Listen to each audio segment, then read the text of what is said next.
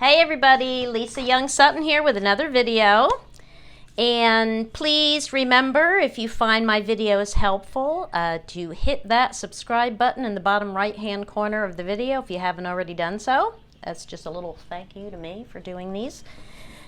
Today I would like to discuss the positive and negative aspects of the cards. And thank you to all those who requested this topic because it is an important one to understand. Okay, so first I want to point out that you can find this information in my book on page 74. Okay, and I have my my list right there. And oh, these things, by the way, all you book lovers out there, if you don't know what these guys are, oh my gosh, I have about 6 of these things. These are to hold pages open, and I have a bunch of them because when I do research for my writing, I have all these books open, and these are just, they're so lightweight and they're flexible, and they will hold any book open to the page, and they don't damage the book. I mean, they're great. Now that I told you about them, I don't know what they're called. I didn't intend to have that as part of the video, but there it is.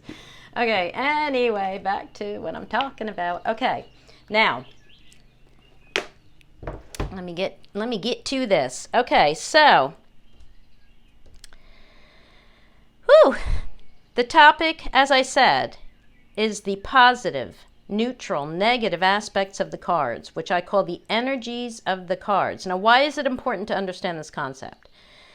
Well, it's very important, and the energies are just built into this card system. They're there, okay? So no matter what, you can't get away from them. Certain cards, you know, you look at the sun, that is a positive card, no matter how you want to slice it. And I'll show you the decks I'm using in a second. Well, here's another deck here. Coffin, you know, who's going to see that as a positive card? So I think you know where I'm going with that. They're just there, and they do differ slightly between readers, and I will discuss that in a moment, and that's normal and fine. Okay, so don't let that throw you.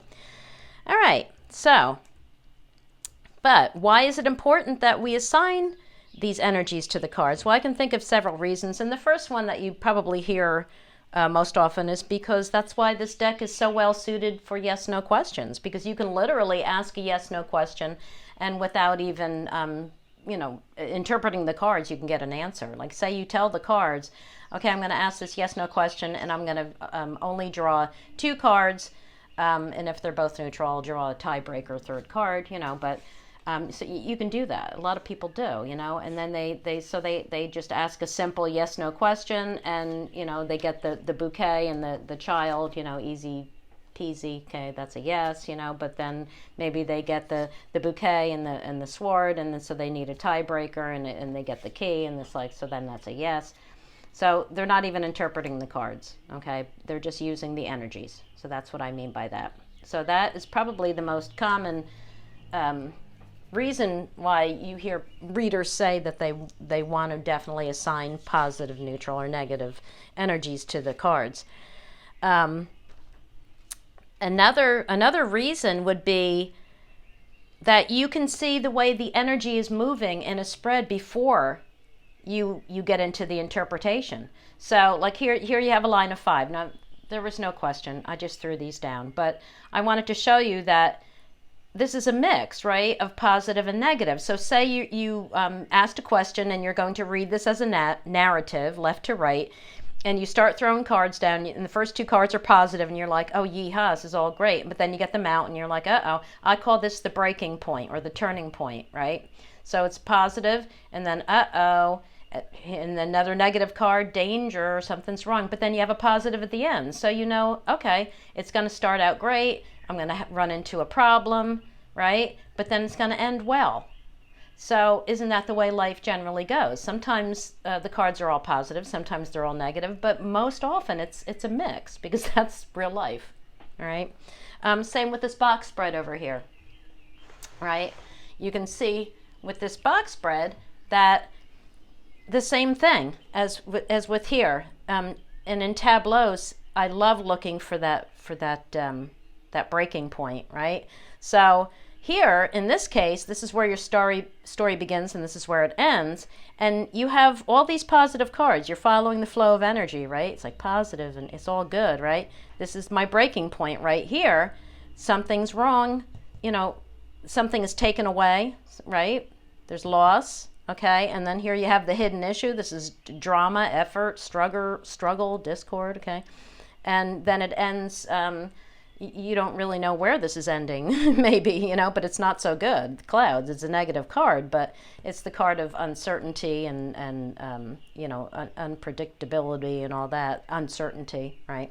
So before you even get into your interpretation, my point is that you can look at these cards, you can see how many positives you have, how many negatives, and you can also, by following the flow of energy, see where it's beginning, where there's a change, where the breaking point is, and where it ends. Okay, so that's all just based on your positive, negative energies of the cards. Okay, so that's another reason why you want to assign these energies. Another reason would be in grand tableaus, especially method of distance, where you're looking at the cards that are surrounding the primary significator and any life area cards. Well, you can immediately, before you get into any interpretations, look at those cards and see if there how many positives and negatives and neutrals you have, right?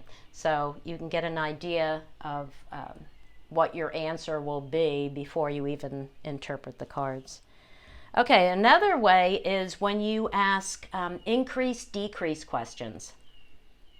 And such as like for the stock market, you know, how your stocks are going to do, or your sales, will you meet your sales quota or whatever? Will you increase your sales today? Will they decrease? Will they remain neutral? That kind of thing. And you can, again, just like with your yes/no questions, you can tell the cards, you can set your intention that you're not even going to interpret the cards, and you can just lay down cards and say, you know, will my sales decrease or increase today? And then, you know, like, okay, they're going to increase, right? And you know, this is increase. This is neutral is no change. Okay, decrease. Okay, you know where I'm going with that. Okay, so that's another way of using the cards based just on the energies. Okay. Before I go any further, let me just show you the decks I'm using, because I tend to forget. This is the Irish Lenormand by Lynn Boyle. She has an Etsy store, or, oh gosh, I think, I have to get that information. You can buy them directly from her, too. Yeah, I have to make a mental note to ask her. Okay, so anyway, the Irish Lenormand, I love these. You know, I did marry an Irishman, so I love this deck. Oh, Paul, do you have this deck, Paul, the Irish Lenormand? If you don't, you should have this. I know you love Celtic things, Irish things. Okay, what other deck am I using here? This little deck here is my Lenormand Silhouette Minis deck, and this, I think, is from Gamecrafter. And then we have this deck right here is the Bluebird Lenormand. This is from Stuart Kaplan, US Games. And this is my homemade deck. All right. Now, I will link below, you know, below the video where if you click on the show more and it gives you, in the description box, right? Is that what they call it? And it gives you links and information and stuff. And I will link to my, I have a video on questions, right? The secret is in the question. And I have a video on yes/no hacks, yes/no questions in particular. And I have the video on how to make your own deck and why you should. So I will link those below. Okay, now, one thing I want to point out is that it's so important to examine your questions before you consider your card energies. For example, if you're asking a health question for someone who's ill, are you asking about the subject's overall health or their return to health or how their healing will progress? Or are you asking about the disease and how the disease will progress? And I know I used to get really confused early on in those practice groups on in social media, because you know, we're all beginners, right? So we were all getting a lot of stuff wrong, and you know, you're there because you want to learn, but you're seeing a lot of mistakes too. But I remember seeing, once I started getting the hang of this, and I would see a lot of readers asking health questions, and they would ask about cancer, right? This was the one that I always remembered. They would ask, like, how will the cancer progress, or something to that effect, but they would always ask about the cancer, not about the person's healing. And then they would get positive cards, right? They would get the sun and the clover and the stars, and they would say, oh, they're going to be okay. And then they would be all upset, and they'd post later and they'd say, my God, you know, the person died or whatever, you know, like, what did I do wrong? Well, they asked about the cancer. So think about this. If you're asking, how will the cancer progress? This is growth. Sun, this is growth, right? This is luck for the cancer. This is a bond, continuous for the cancer, right? This is getting bigger and strong, strength for the cancer. This is spreading and success for the cancer. Okay, so what, like, if you're asking about the cancer, what cards do you want to see? You want to see an end to the cancer. You want to see a swift cutting out of the cancer, right? You want to see a turn for the worse for the cancer. You want to see loss and erosion of the cancer, okay? So, you know, the tree card, if it comes up in a health question, don't discard it and say, oh, it just popped up because I'm asking about health. It always means something. This is the card of something that's rooted in slow growth. So if you're asking about the person's health, well, this is kind of showing stagnation and no improvement. But it's not a death sentence either, you know. But if you're asking about the cancer, this is also kind of neutral, where it's like it's rooted, it's growing slowly, right? But it's kind of negative then in that regard. So you really have to examine your questions when you're considering these positive, neutral, negative aspects, okay? So what is the other thing people commonly ask? And that is, why are all of the lists they find online or in different books different? And that's so simple to answer. It's because we all have our own take on the cards. Now, I mean, for some cards, I don't think you're ever going to see anyone say the sun is negative or the coffin is positive. But there are certain cards where they will vary. And that's because we're all individuals, and we all decide for ourselves how we're going to assign our positive and negative and neutral energies. So when people tell you, when you're brandy new and people say, listen, you have to pick one book, one teacher, and stick with that, that doesn't mean for the rest of all eternity. That means until you can figure out for yourself, you know, how you want to do it. But you have to start somewhere. So if you're starting with my book and my videos, you're going to use mine. And if you're starting with someone else's, you will use theirs. And then eventually you'll decide you're either going to change it or you'll keep it, you know, and that'll be up to you. But by then you'll have a good handle on the cards, and you can make up your own mind. All right. And in my video on how to make your own deck, which is what this is, and you can see I have all of my little positive is the little plus, and neutral is the circle, and then negative, I just have a negative sign, right? Minus sign for negative. And in that video, I mentioned that you really want to do this for yourself, but for now, you know, just use mine. I believe I say that in the video. Okay. So that's why you will see some differences. Okay. Now, how did I determine mine? Now, this is a good point. How did I determine mine? I went by the Petit Lenormand original translations. And what are those? Those are, did I show you in here? They're in my book under every card. Okay. So like here we have card 22, ways, crossroads, paths. I have the, right here. Okay, Petit Lenormand original translation. I call it the plot. I have that listed for every card. And where did I get it from? From the internet. You can find this online. I don't know if you have to pay for this or not, and I can't remember where I found this, but I did. Okay, this was the original instructions that came with all the early decks. Right, look. Mademoiselle Lenormand. Okay, so these are the original instructions. This used to be included in all the early decks, and this is what I'm talking about, right? There's 36 to 21, and it starts here, right? Okay, so these are, when somebody says when they talk about the plot, this is what they're talking about. This is what came with all the early decks. And if you notice, wait a minute. Okay, so here, I just copied it verbatim. There's no copyright on it. Copyrights weren't, the copyright wasn't invented till, what, 1909? Okay, that was written in the 1800s, so, or 1799 anyway, right? That's when the deck was created. So I just copied it verbatim and put it in my book. All right, so that is how I came up with mine. I based it on that because I figured I couldn't go wrong.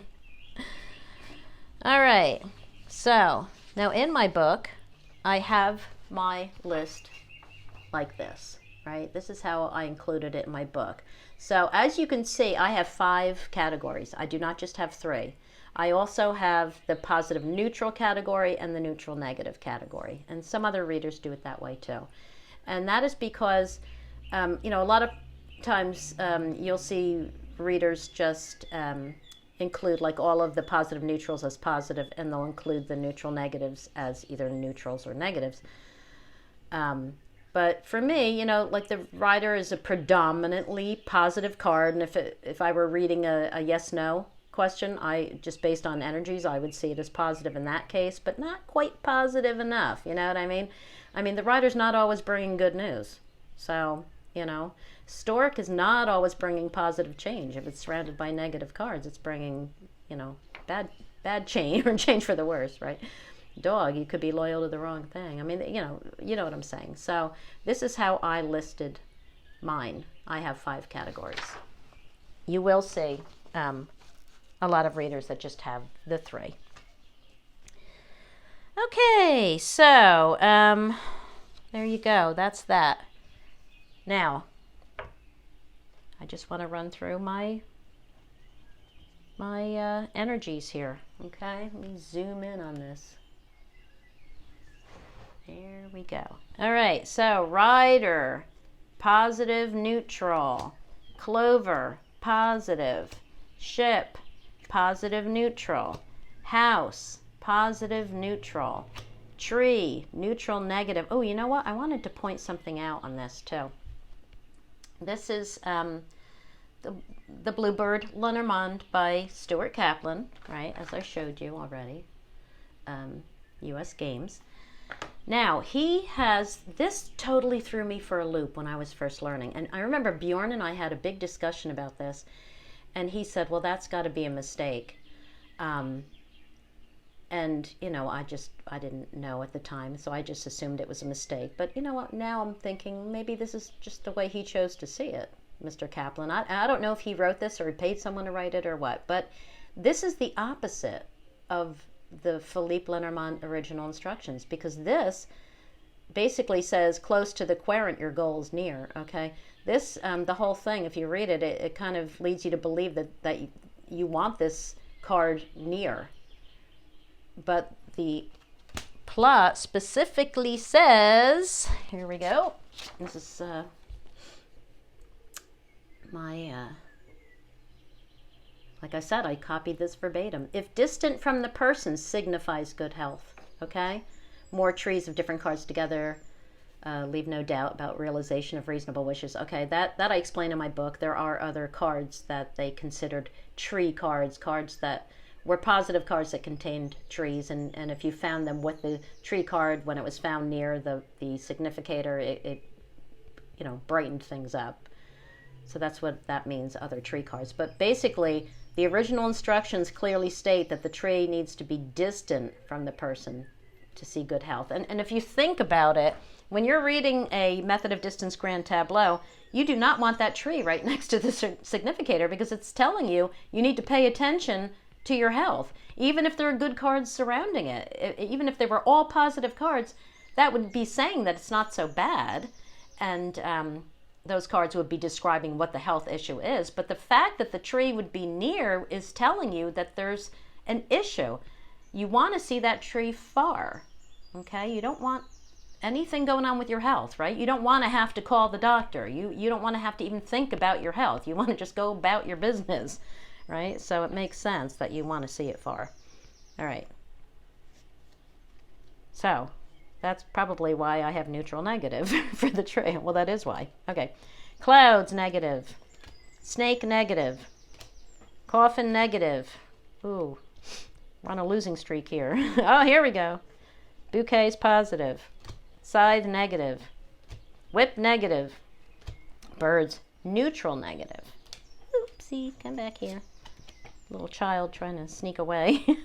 Child is positive neutral. Fox is negative. Bear is positive neutral. Stars is positive. Stork is positive neutral. Remember, change. Change isn't always positive on its own. It's positive enough, you know, shows improvement, but it can easily show change for the worse. Okay. Dog is positive neutral. Tower is neutral. Garden is positive neutral. Mountain is negative.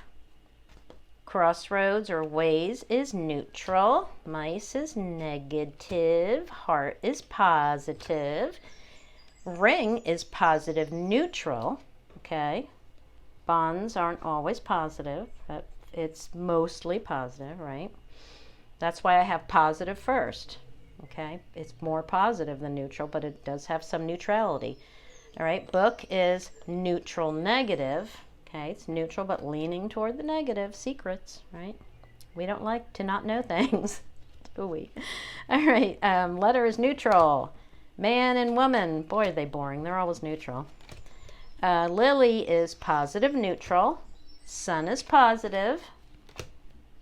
Moon is positive. Key is positive. Fish is positive.